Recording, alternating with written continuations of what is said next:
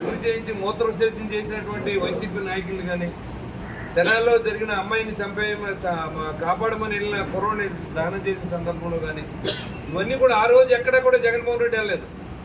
ఈ రోజు గంజా అమ్మే వాళ్ళని కంట్రోల్ చేయడానికి ఈ ప్రభుత్వం తీసుకున్న నిర్ణయానికి భయపెట్టడానికి ఏదో చేస్తే దాని గురించి చంద్రబాబు నాయుడు మీద కేసులు ఉన్నాయి, పవన్ కళ్యాణ్ మీద కేసులు ఉన్నాయి, వాళ్ళందరికంటే ముందు నీ మీదే కేసులు ఉన్నాయి. వాళ్ళని కొడితే వాళ్ళకంటే ఎక్కువ ముందు నిన్ను కొట్టాలి. ఎందుకంటే 23 కేసులు ఎప్పుడో చంద్రబాబు నాయుడు కంటే ముందు 23 కేసులు ఉన్నాయి. మళ్ళీ ఇప్పుడు కొత్తగా ఎన్ని కేసులు అవుతుందో తెలియదు. మద్యంలో కానీ మరి ఇసుకలో కానీ ఇప్పుడు మీ దగ్గర లాగేసే డబ్బులన్నీ కూడా ఒకటి యూజ్ చేసుకునే పరిస్థితి. మీరు గెలిచిన తర్వాత కూడా ఒక్కరోజు కూడా అసెంబ్లీకి లేకుండా మీరు గెలిచినప్పుడు పరదాల మధ్యలో తిరిగి ఈరోజు మళ్ళీ ప్రజల్లోకి వచ్చి ఏ మొక్క పెట్టి మీరు మాట్లాడుతున్నారో మాకు అర్థం అవుతుంది.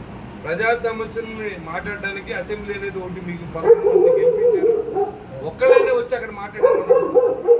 ఇవాళ మీరు ఏదైతే ఈరోజు సిగ్గుపడకుండా వెన్నుపోటు దినమని చెప్పి మీరు ఏం జరిగింది ఈ కాన్స్టిట్యున్సీకి నేను అందుకు చెప్తాను.